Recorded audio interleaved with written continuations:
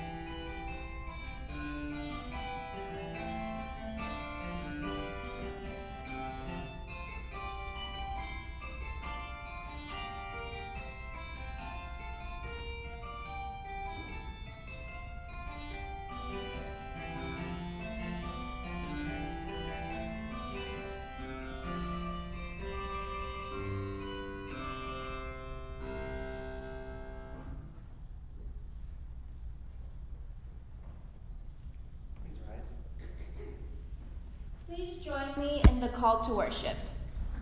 How long, O God, will you forget me forever? How long will you hide your face from me? The voices of those who have been oppressed cry out, diverse communities crying out for inclusion. How long must I bear pain in my soul? How long must I have sorrow in my heart? How long shall my enemy be exalted over me? The pain of exclusion, the agony of dismissal, only when we unite as one is this pain diminished. Consider and answer me, O God. Give light to my eyes, or I will sleep the sleep of death. We gather for worship this morning, lifting up the lost. We gather for worship, blessing those who have been diminished. We gather for worship, praising God by loving God's children. Come, let us worship God.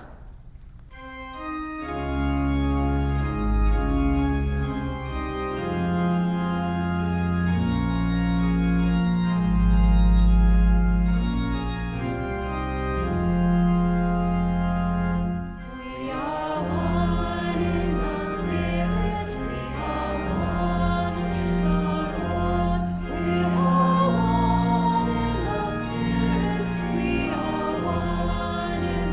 Lord.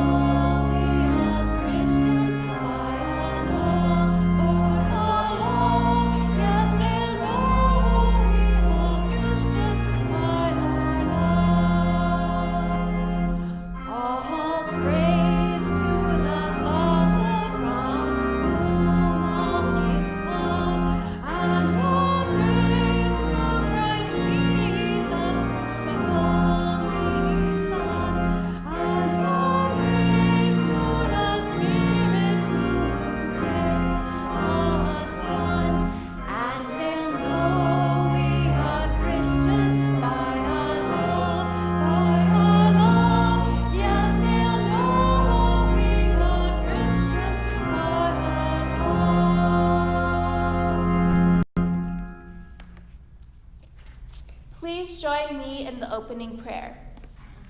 God of diversity and creation, we are a pilgrim people on a journey of faith.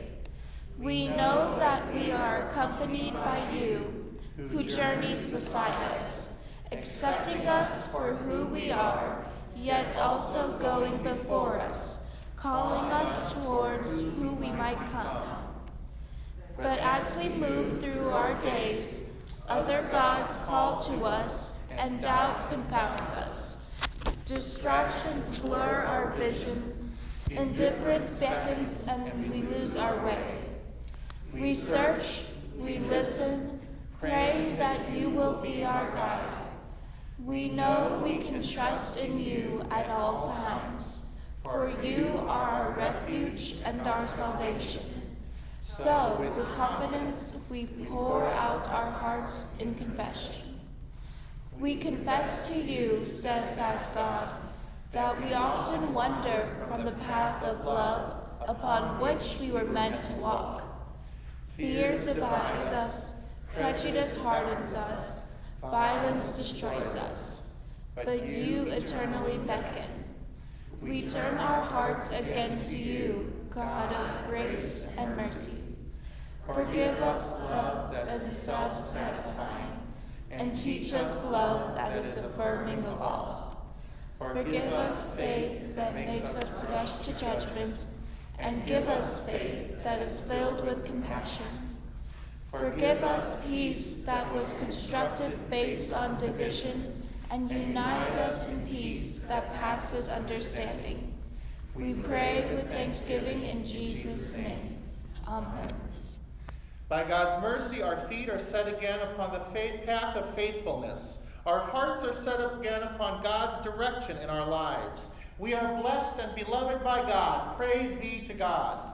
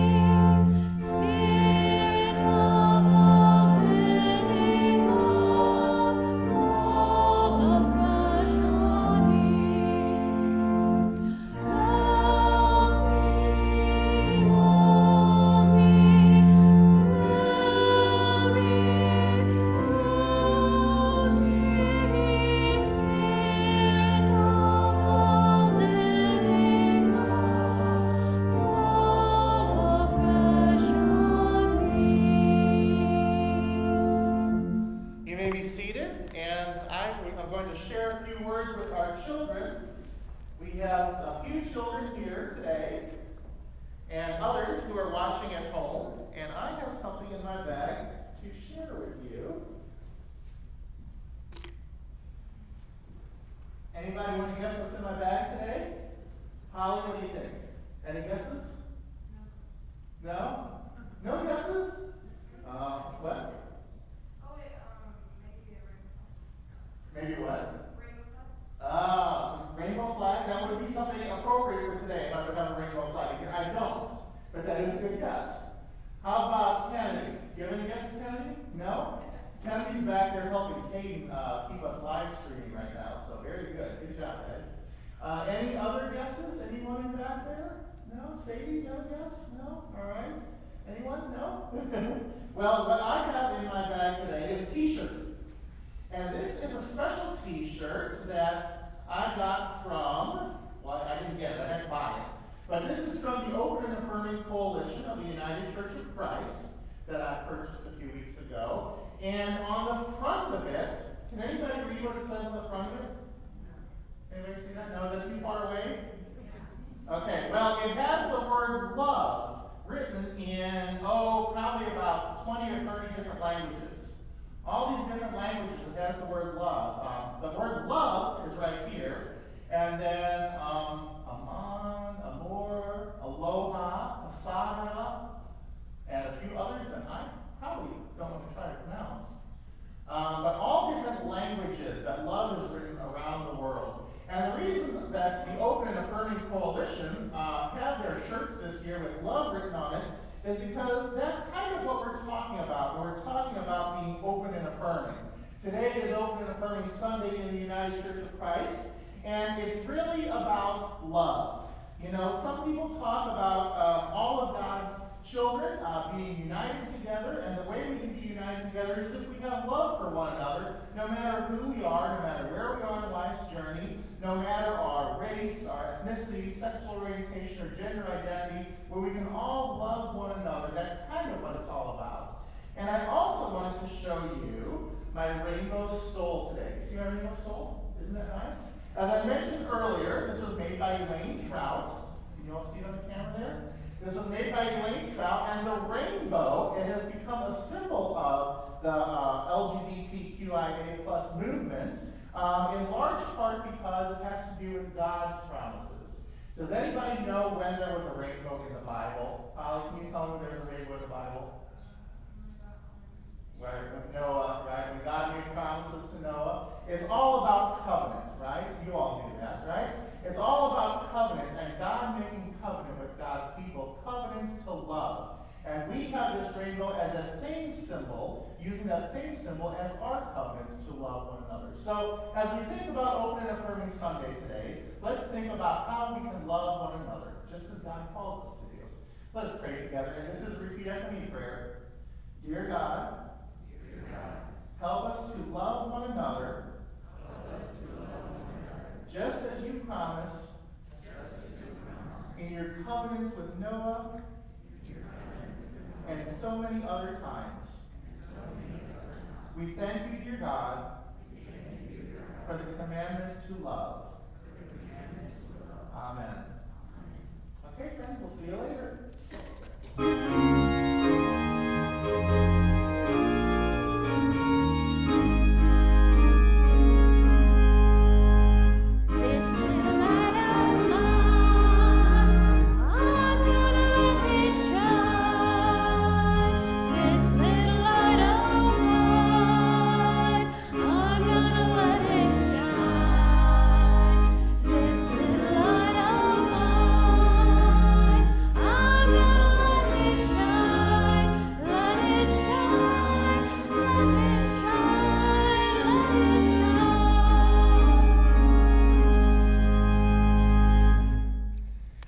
Well, this is the time of year when we normally begin talking about back to school.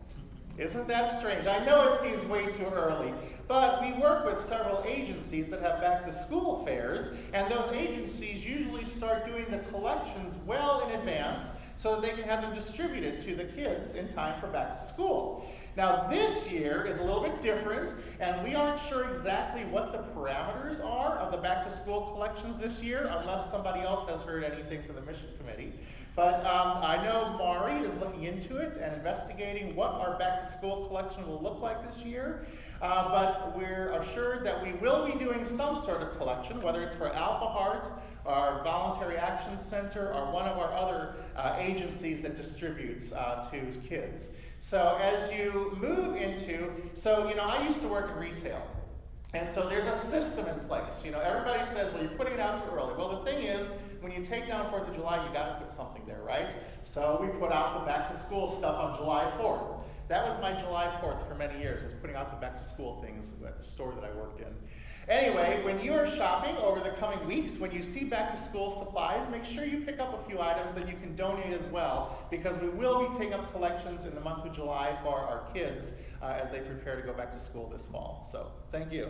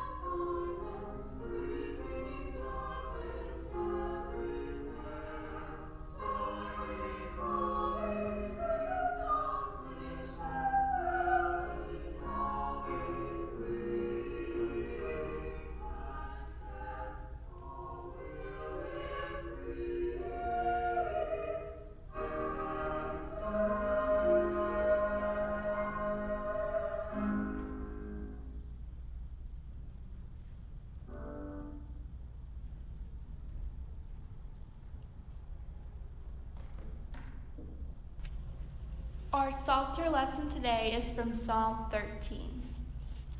How long, O Lord, will you forget me forever? How long will you hide your face from me?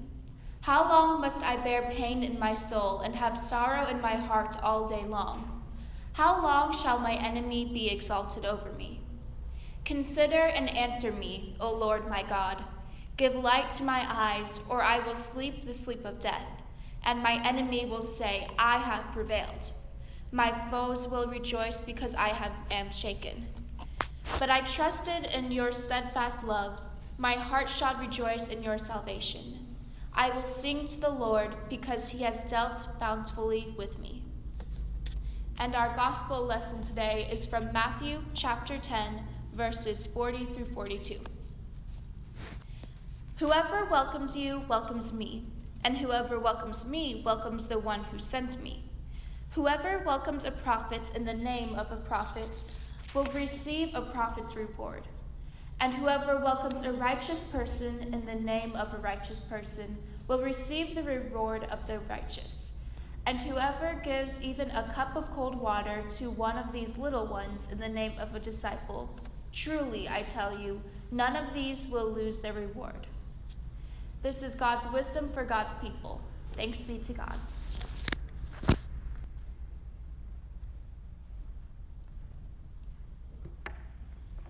Would you pray with me? Creator God, may the words of my mouth and the meditations of my heart be acceptable to you, O Lord, my rock and my redeemer. Amen. I'm going to say a word of thanks to the Kaiton family for our anthem that if you're in the sanctuary, you saw on the screen. If you're watching online, you might have got some of it through the camera, but you can also look on our website, where it's posted on our website, and you can watch it after the service if you'd like. The words are also on the website, which are very interesting words, new words to a familiar song. Oh, and I should mention Connie Lovelace played the piano on that too. Connie was the accompanist there, so thank you to Connie as well. So does anyone here remember where you were on June 26th, 2015? Pete does. Where were you? Do you know why? Why? It was Hazel's birthday. Was it? That's the day she was born. That was the day she was born. Hazel was born that day. June 20th? 26, 2015. Well, I wasn't expecting that answer. Well, and happy birthday to Hazel. So very good. Well, I was in Grand Rapids, Michigan. And I remember where I was that day. I was attending the United Church of Christ General Synod.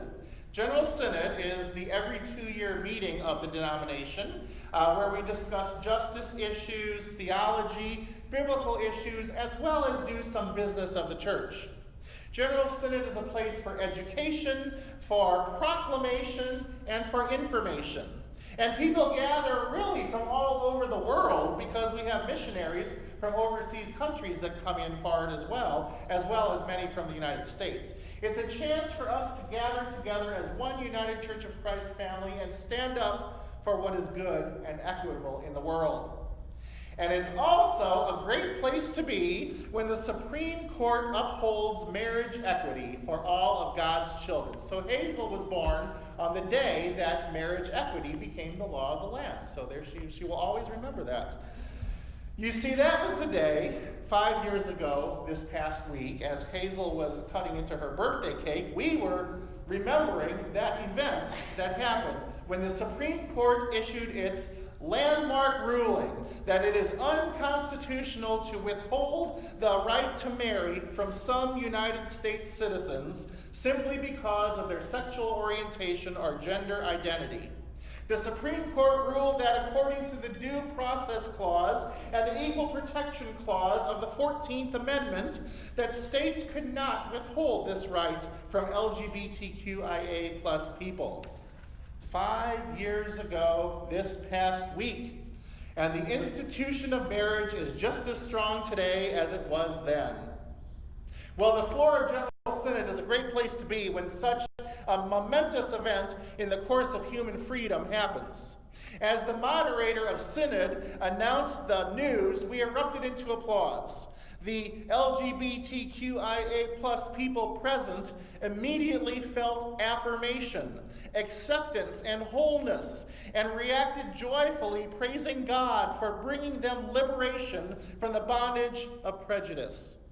Allies such as myself rejoiced in the restoration of dignity for our friends, and Dr. John Dorhauer gave a brilliant speech quoting Dr. Martin Luther King's observation that the moral arc of the universe is long, but it bends towards justice.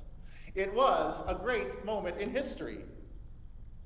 The case in question that fell before the Supreme Court was called Obergefell versus Hodges, although it was really the combination of 6 marriage equity lawsuits from across the nation. The Obergefell case came from Ohio. It revolved around Jim Obergefell, an educator from Sandusky. In 1992, Jim Obergefell met John Arthur. They began dating and fell in love. Since it was illegal for them to be married in 1992, they lived together, devoted to one another for decades. Finally, after Maryland approved same-sex marriage in 2013, they flew to Maryland to get married. After 21 years of being together in a loving, committed relationship, they were finally able to get married. They had to fly to Maryland to do it, but they were married at last. Well, I would love to tell you that they lived happily ever after, but I can't. You see, Arthur had been diagnosed with ALS, Lou Gehrig's disease.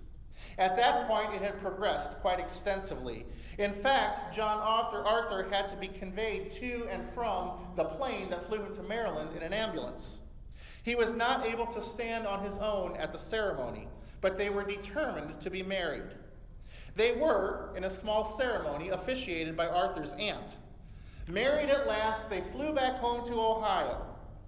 John Arthur died later that year on October 22nd, 2013, due to the complications from ALS. After being together for 22 years, they were married for 4 months when he died. After John died, the state of Ohio refused to list his husband Jim as the surviving spouse on his death certificate. The state of Ohio, where marriage equity was not yet the law of the land, refused to recognize the Maryland marriage and listed John Arthur as single. This began the series of lawsuits that eventually wound up at the Supreme Court, combined with other lawsuits from elsewhere in Ohio, as well as Michigan, Kentucky, and Tennessee. The other Ohio case, Henry versus Winslow, involved 4 same-sex couples from Ohio and their children. The state of Ohio refused to recognize both parents on their children's birth certificates. It started out as a suit to restore the dignity of their family and wound up being a referendum on marriage equity. Another one of the cases was Tanco versus Haslam. In this case, a same-sex couple was married in New York, where marriage equity was the law. They had 2 children.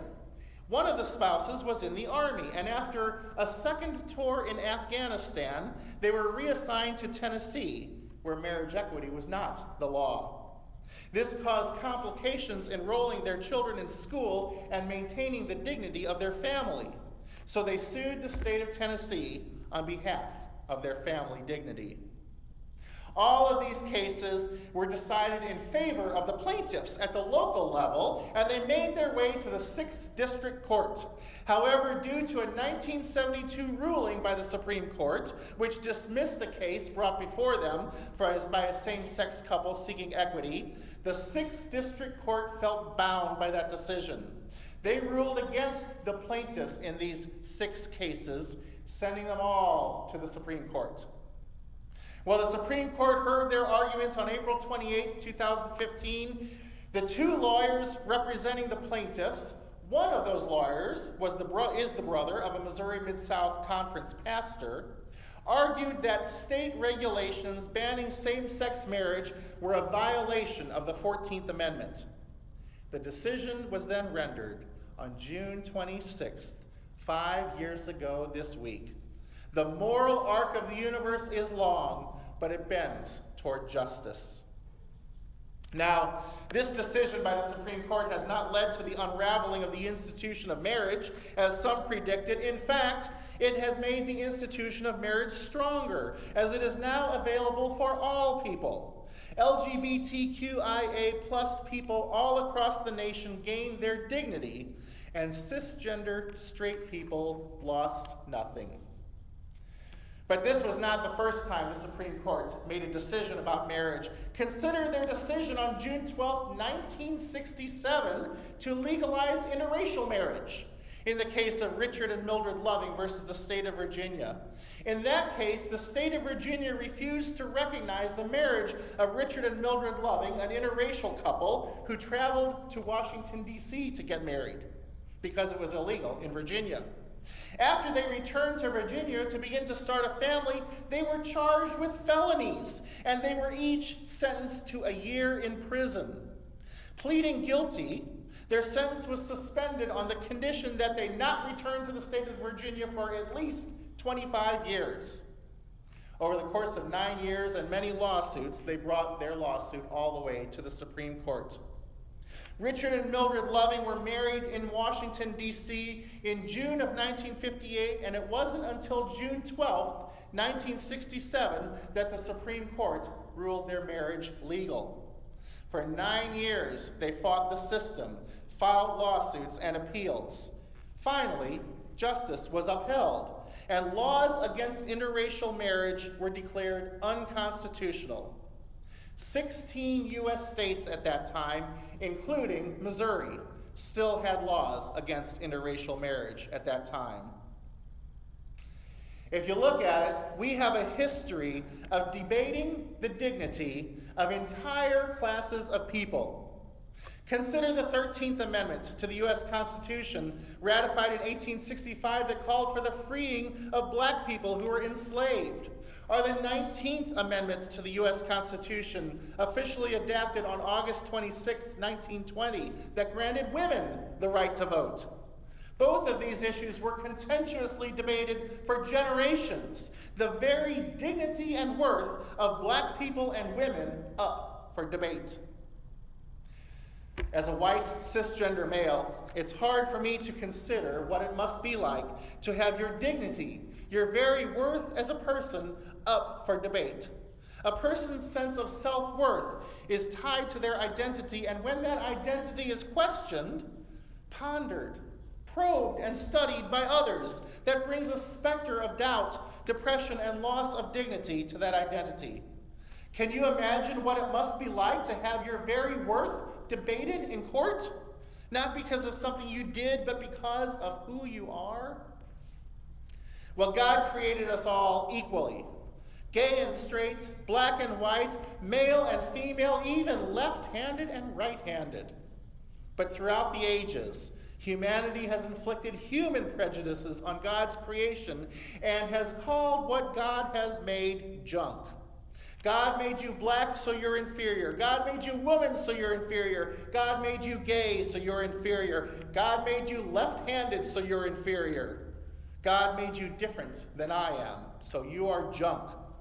What does this say about a person's theology? Does God really make inferior people? Does God really make junk? Well, this is an issue of stewardship. In Genesis chapter 1, verse 28, God calls us to stewardship of all creation. Our English Bible translates the word as dominion, but a more accurate translation would be stewardship.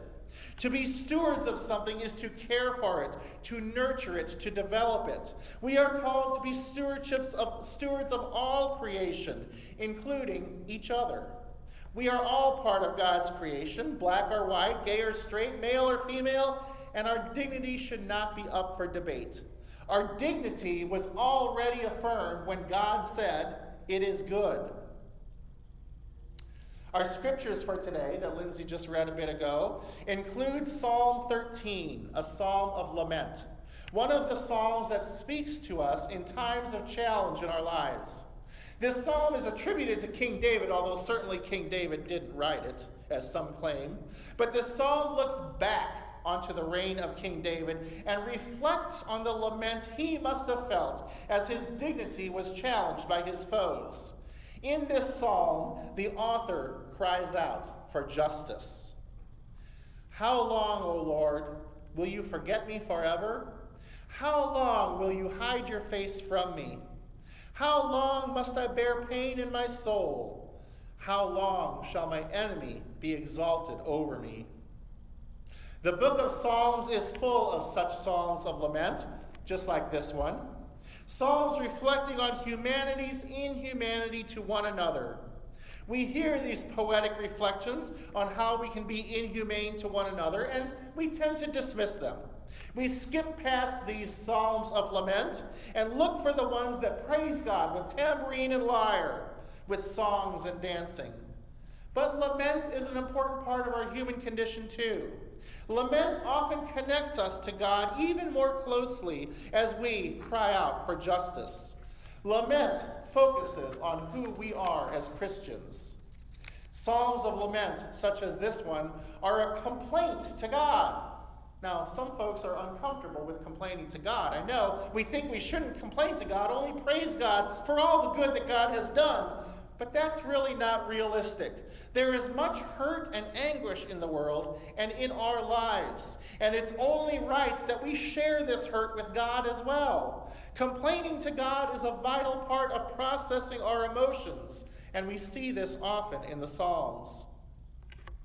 Our lamentations are a response to the pain we feel in life.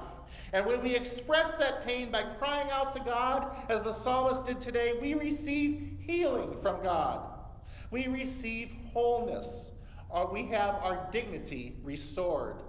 When we express our lamentations and we experience the unfailing love of God, and it restores our souls.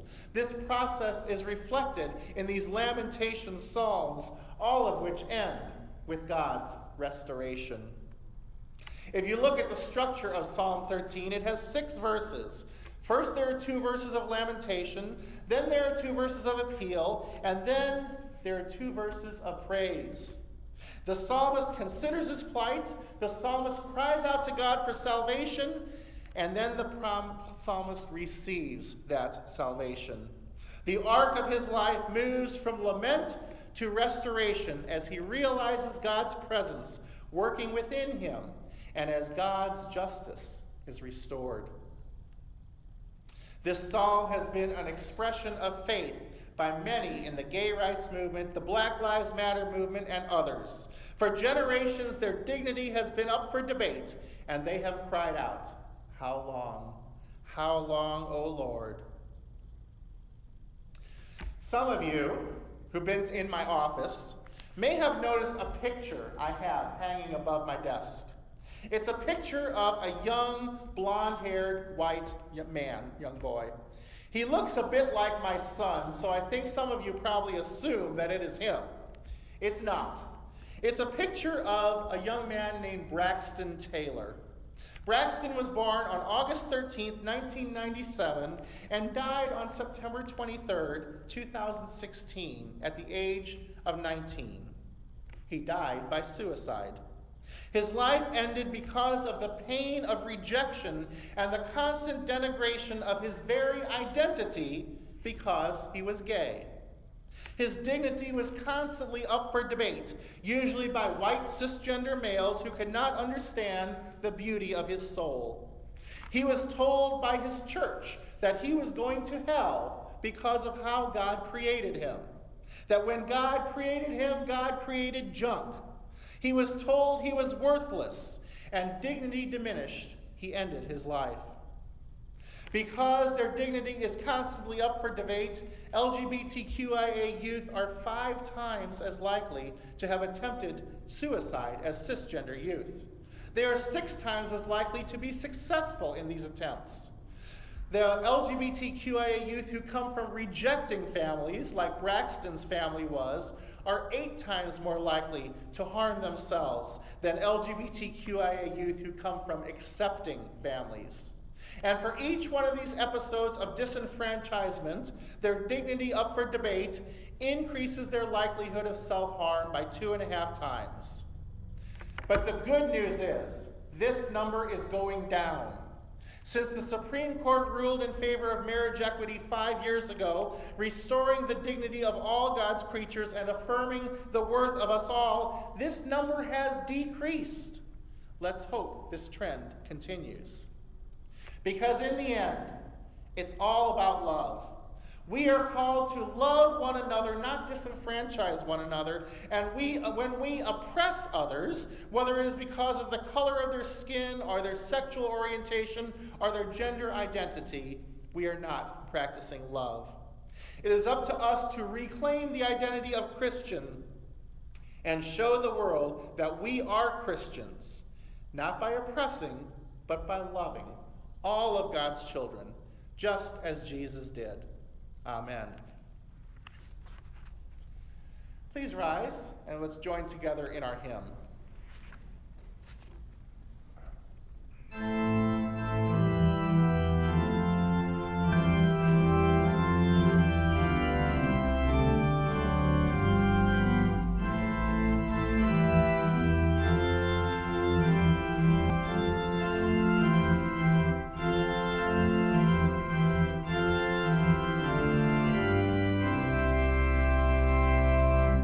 In the midst of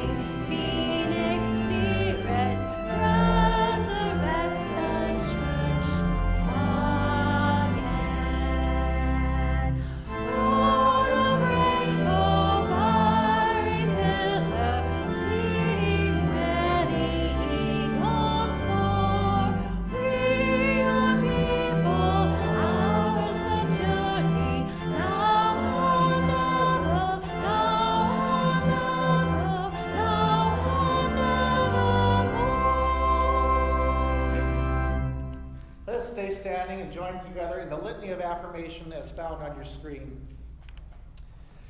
As one family of faith, united in creating an open and affirming community, we celebrate the unity we are creating as we embrace diversity. We believe in God's creative, affirming love for all it is. We affirm the inherent beauty, worth, and dignity of every person, including those who are often oppressed because of their sexual orientation or gender identity. We believe that God does not make junk. We believe there are many paths to the sacred, and the spiritual paths of people with diversity in sexual orientation and gender identity are among them. We believe that God's wisdom may be known in a variety of diverse ways. We believe that sexual orientation and gender identity is not a choice. The true choice is whether or not to live an authentic life as God created us. We believe that God rejoices when we reveal to the world our full and true selves. We believe that God encourages covenants and encourages sacred union for all people who are committed to each other without regard to gender. We believe love makes a family, not gender identity. We believe that as spiritual leaders in the world, we have a responsibility to lead, protect, and affirm people of diverse sexual orientation and gender identity, and that God inspires us to do this. We believe that nobody is free when others are oppressed, that God cries out with the persecuted, and that their yearning for freedom is also God's yearning for justice. We believe God's love is steadfast and eternal, and we strive to embody that love in our interactions with each other. Amen. You may be seated. And as we continue our time of prayer, I'll call your attention to the prayer list that I emailed out on Friday. We want to lift up the people of Chiapas. There was an earthquake on the coast in Chiapas, but I heard from our missionaries in San Cristobal, they're actually about 5 hours from the coast, and other than a few little rumblings, they didn't even barely notice it. So our missions in San Cristobal are doing fine, but we will keep the people of Chiapas in our prayers. As well as the United Church of Christ, we celebrated our 63rd birthday this past week. We continue to keep our denomination in our prayers, and everyone else who is listed on your prayer list and others who we might hold in our hearts. Let us gather together in prayer. Creator God, we come to you today, a nation full of conflict. Conflict over viruses, conflict over racial tensions, conflict over political divisions, and so many different things. But even in the midst of that conflict, dear God, we lift up our voices to you. We cry out in praise. We cry out in lamentation, dear God, saying, "Oh God, how long? How long will we persist in persecutions and unfair things going on in our world?" But we also lift up our voices in praise, knowing that you are our rock, that you are our guide, and that when we turn our attentions to you, we might fully live into the people you call us to be and realize your vision of shalom. Help us, dear God, to be people who are loving, to be people who are open to others, to be people who are not afraid to love fully as you have commanded us to do. We thank you, God, for this guidance. We thank you for this call. We thank you even for instances of challenge in our world, because we know in those times of challenge, that is when we can truly grow, when we can truly learn, when we can truly serve you. Help us, dear God, to respond to those challenges faithfully as you would have us do. And as we hear the words of the psalmist this morning, and we hear Jesus' command in our gospel lesson for radical hospitality, help us, dear God, to embody those in our lives. Help us to embody that gospel lesson in us and be hospitable people to all. welcoming, including, loving, and affirming. We thank you, God, for this guidance.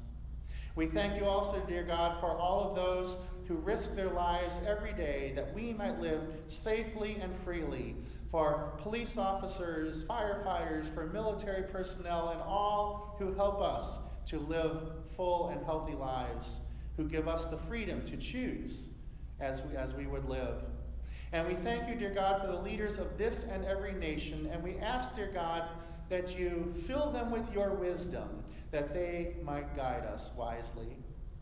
And now, God, you know that there are prayers that we hold in our hearts that we haven't voiced here this morning. Incline your ear now, dear God, and listen to the silent prayers and meditations from our hearts.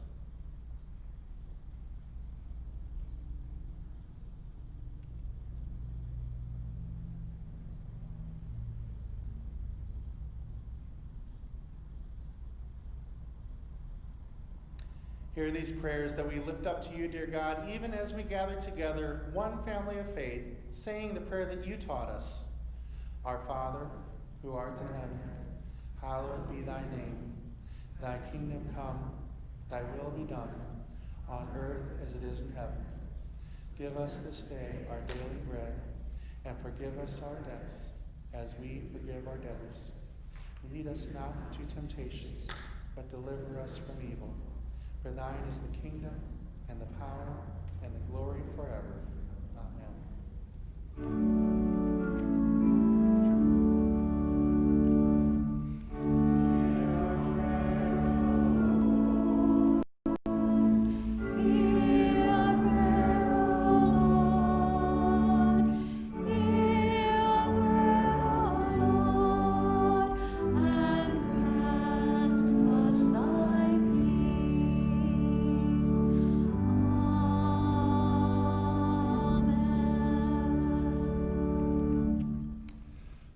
Well, not too many announcements today because we don't have a lot going on this week, but we do have a Nurture and Education meeting Tuesday night. That will be a hybrid meeting. Some people will join by Zoom, some people may join here at the church, and that's at 6:30. So we'll be making plans, starting to make plans for the new year and so on. So if you have any questions, you can talk to Pat Forward about that. And we will have our last Bible study on Wednesday at noon.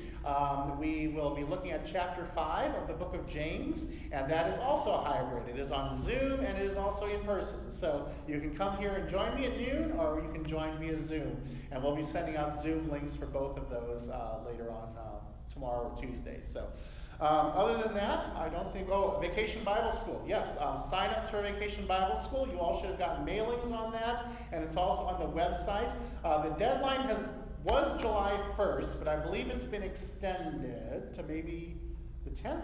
10th, yes, to the 10th. So it has been extended to the 10th, but you can still have time to sign up by July 1st, right?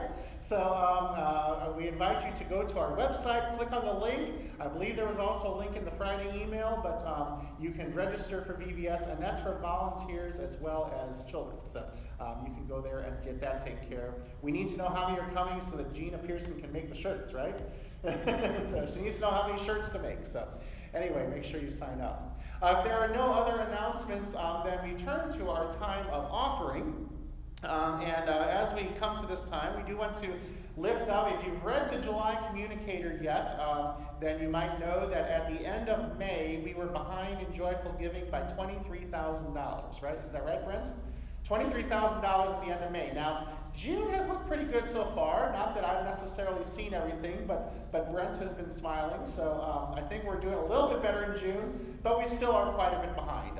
We started out January and February behind, and really, during the coronavirus, it hasn't been that bad. But we started out the year behind before this all began, so we're trying to get caught up. So this is the last Sunday of the month, but we have until Tuesday, I guess, for donations to come in. So anything that can be done to offset that and help us get caught back up would be wonderful. If you're in the sanctuary, you can drop your offering in the basket as you leave later on today, or you can get up and do it during the hymn, during the offertory if you want. If you're online, you can give by texting to the number 573-240-4041. Text the word give to that number and follow the prompts on the screen. If you're watching online, you can go right above where you are to the button that says donate to CUCC and give that way, or you can also scan the QR code in your bulletin if you printed that out. So at this time, as Amy plays the offertory, I invite you to give to the missions of your church.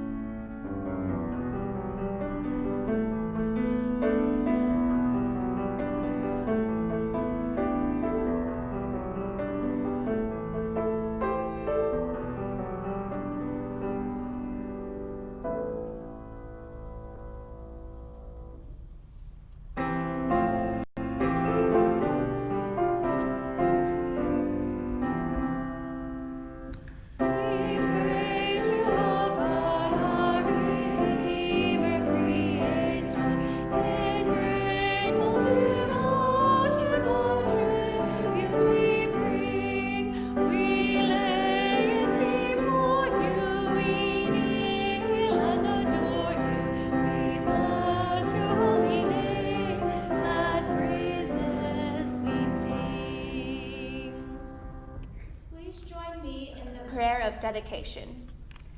God of love, may your gifts of love transform and enliven us, that we may live lives of thanksgiving.